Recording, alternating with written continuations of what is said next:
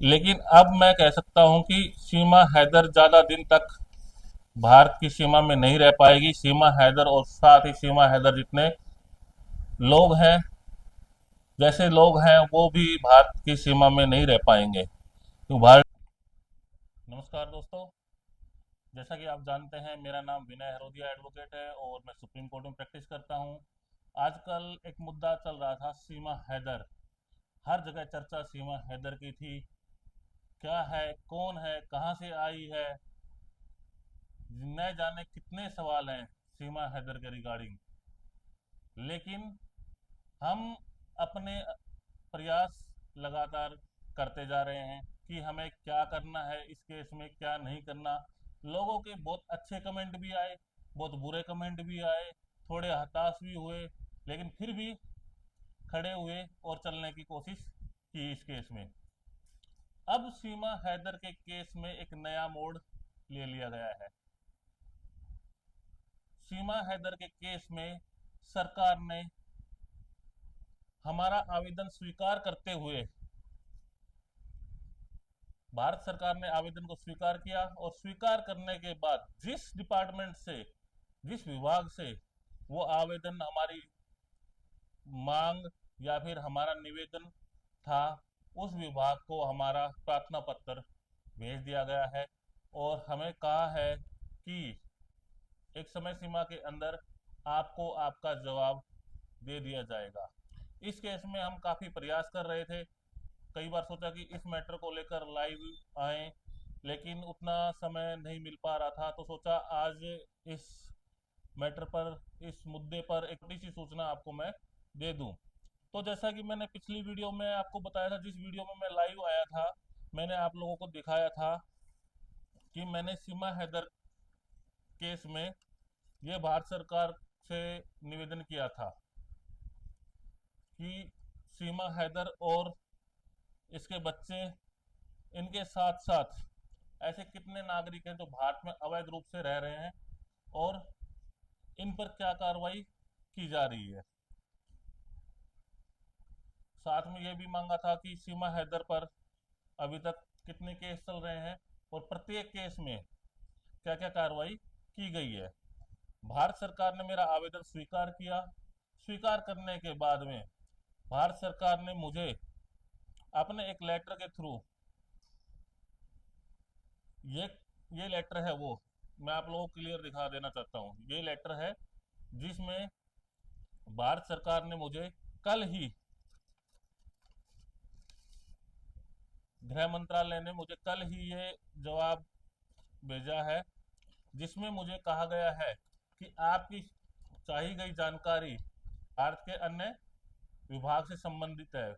तो हम जिस विभाग से संबंधित है उस विभाग में हम आपकी जानकारी, आपके द्वारा मांगी गई जानकारी हम उस विभाग को फॉरवर्ड कर रहे हैं, यानी उस विभाग को भेज रहे हैं। तो भारत सरकार का भी मुझे ये कदम बहुत अच्छा लगा कि उन्होंने मेरे छोटे से आवेदन पर इतनी जल्दी इस एप्लीकेशन, इस आवेदन को संबंधित विभाग को फॉरवर्ड किया। साथ में मैं भी आने वाले समय में इस केस को लेकर काफ़ी प्रयास कर रहा हूं। मैंने एक लेटर प्रेसिडेंट ऑफ इंडिया को लिखा है, वो मैंने अभी भेजा नहीं है, क्योंकि मैं वो लेटर भेजने के लिए मुझे कल तक का समय लगेगा, जिसका ब्रीफ मैंने बना लिया है कि मैंने क्या क्या मांगे की है और क्या क्या मुझे और करना है इस केस में। तो मैंने इसका ब्रीफ मैंने बना लिया है, अच्छे से बना लिया है, और मैं कल इस लेटर को भारत के राष्ट्रपति और भारत के प्रधानमंत्री, भारत के गृह मंत्री के साथ साथ यूपी के मुख्यमंत्री योगी आदित्यनाथ जी को भी मैं इसकी कॉपी फॉरवर्ड कर दूंगा।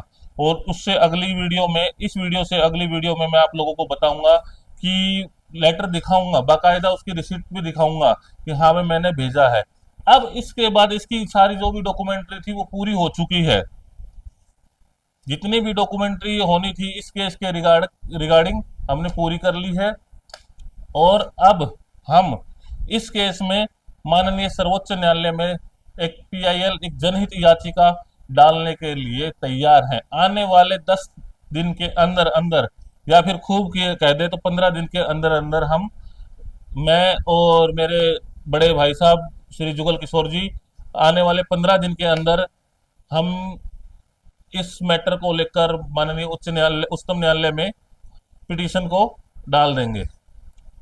हमने काफी प्रयास किया, कुछ लोगों के अच्छे कमेंट भी आए, कुछ लोगों के बुरे कमेंट भी आए, थोड़ा सा दुख भी हुआ कि भारत के लोग ही कोई प्रयास कर रहा है तो उसको सपोर्ट करने की बजाय थोड़ा पीछे खींचने का प्रयास कर रहे हैं।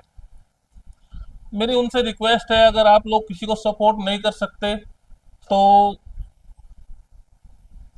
ऐसे कमेंट भी ना करें।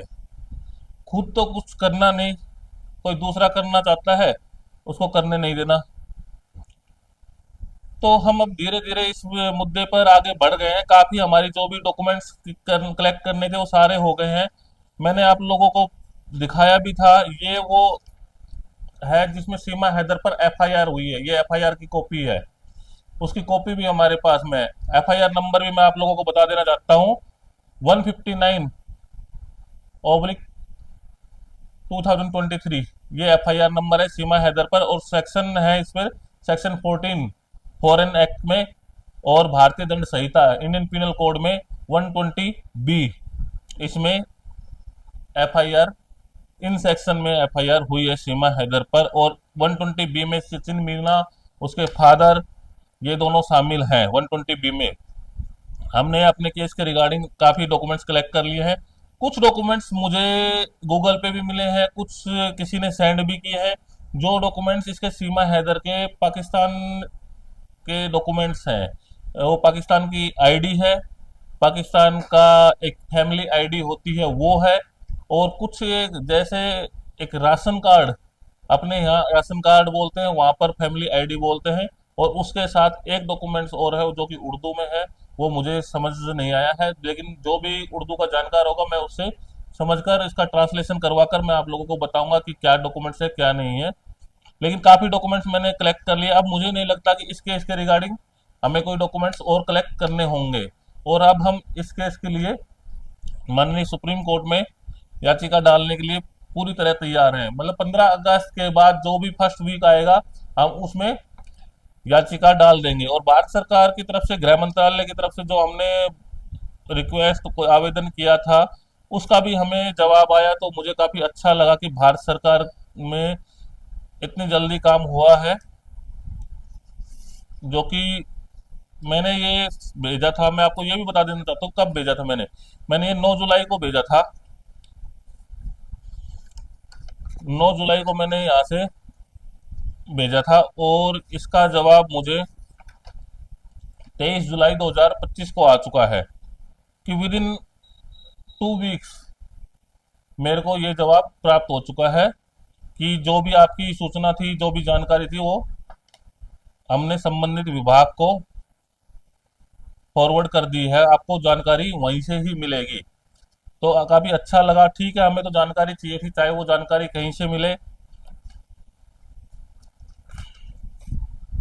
लेकिन अब मैं कह सकता हूं कि सीमा हैदर ज़्यादा दिन तक भारत की सीमा में नहीं रह पाएगी। सीमा हैदर और साथ ही सीमा हैदर जितने लोग हैं, जैसे लोग हैं, वो भी भारत की सीमा में नहीं रह पाएंगे, तो भारत की टेरिटरी में नहीं रह पाएंगे। भारत हमारा देश है, हमारा घर है, हमारा परिवार है।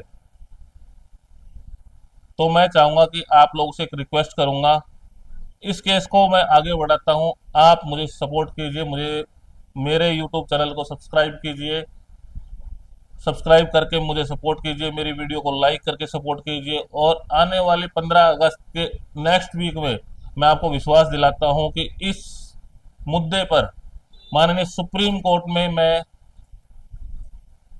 जनहित याचिका जरूर डाल दूंगा। नेक्स्ट वीक के आगे कोई एक दिन नहीं बढ़ेगा।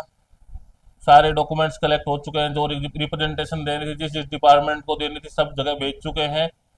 आने वाली 15 अगस्त के बाद जो भी नेक्स्ट वीक होगा उसमें हम माननीय उच्चतम न्यायालय के पास जनहित याचिका फाइल कर देंगे। और उस जनहित याचिका के नंबर भी मैं आप लोगों तक शेयर करूंगा कि इसमें क्या चल रहा है क्या नहीं चल रहा, जो भी ऑर्डर आएंगे कोर्ट के वो भी मैं आप लोगों तक शेयर करूंगा, क्योंकि ये एक जनहित का मामला है और हम जनहित में आप लोगों तक जानकारी पहुंचाना चाह रहे हैं। तो आपको मेरी वीडियो अच्छी लगी तो प्लीज़ मुझे सपोर्ट कीजिए, मेरे यूट्यूब चैनल को सब्सक्राइब कर। अगर आपको अच्छी नहीं लगी तो प्लीज़ एक ऐसा कमेंट छोड़िए ताकि मैं कुछ इम्प्रूवमेंट कर सकूं मेरी वीडियो में, ताकि जो भी मुझसे हो सके वो मैं कर सकूं, लेकिन डिमोटिवेट ना कीजिए। मेरा कोई पर्सनल इंटरेस्ट नहीं है इस वीडियो में, इस मैटर में, इस केस में।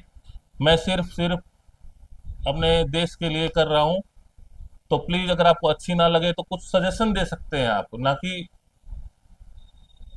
अपनी मर्जी से कोई कमेंट करें। पिछली बार किसी ने कहा था कि ये लोग तो डॉलर्स कमा रहे हैं। आप लोग आकर देखिए, मेरे यूट्यूब अकाउंट देखिए, दिखा सकता हूं मैं आप लोगों को कि ऐसा कुछ नहीं है, इतने कोई डॉलर नहीं कमाए हैं। तो प्लीज़ अगर आपको वीडियो अच्छी लगे तो मुझे सपोर्ट कीजिए, मेरे यूट्यूब चैनल को सब्सक्राइब करके। Thank you so much.